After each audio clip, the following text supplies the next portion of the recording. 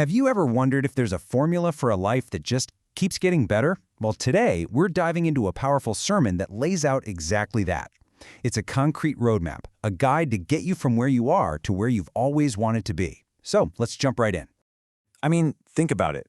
What if success, stability, and all that growth you're chasing wasn't just about luck or chance? What if it could actually follow a clear, intentional path?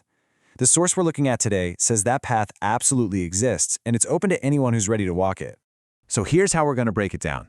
We're going to follow this journey starting with the most important part, your inner world.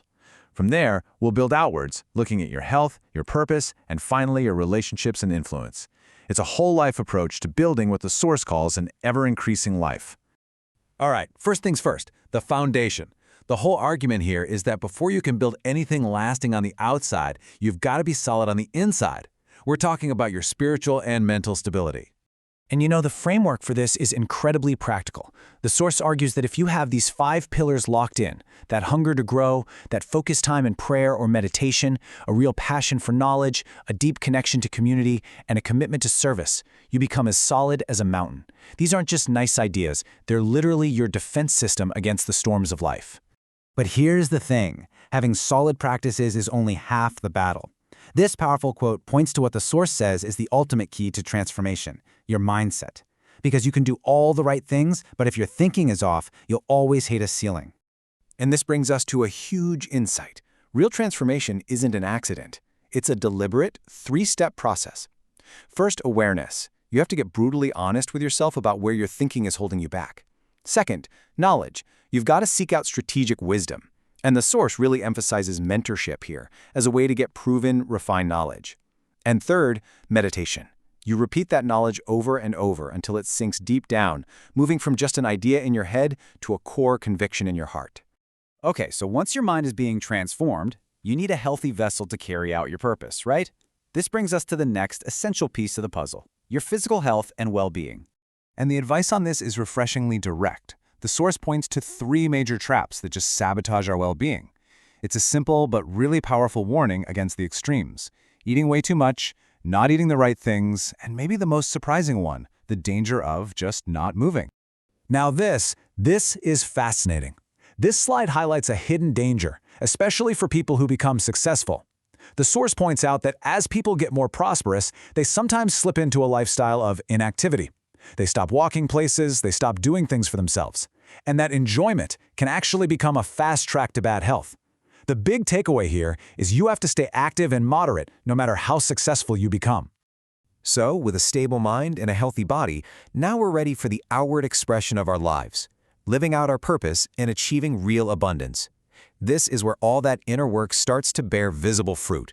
And the roadmap to purpose is laid out in 3 super clear stages. First, you don't invent your purpose. You discover it by looking at the gifts and potential you already have. Next, you have a responsibility to refine those gifts, to practice, to learn, to really go for excellence. And finally, you deploy them in service to other people. See, purpose isn't just about you. It's about how you show up for the world. This quote, this is the central financial principle in the whole thing.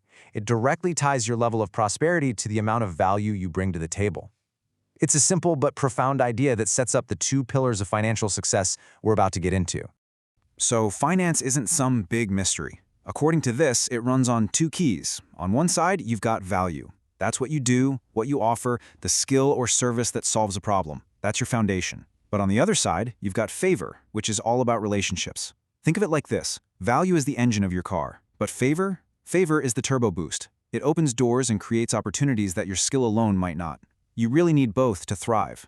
And that brings us to the final and, maybe the most crucial piece of this entire roadmap. It's the connector. It's the thing that accelerates everything else, the art of building and stewarding powerful strategic relationships. This is such a profound idea. The source frames relationships not as just things that happen to you, but as active investments you make. And it says something bold, that expecting a return from a relationship you haven't invested in is basically a form of fraud. Just let that sink in for a second. It's all about giving before you even think about getting.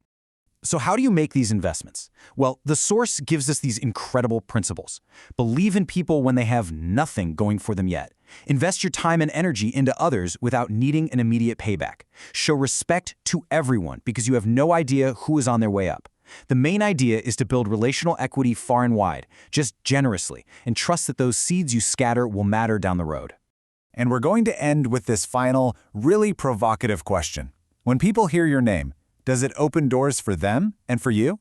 Or does it act like a padlock, shutting things down?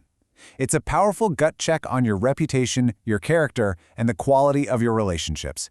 It asks us, are we building a life and a name that unlocks potential, or one that closes it off? That's a question worth thinking about long after this is over.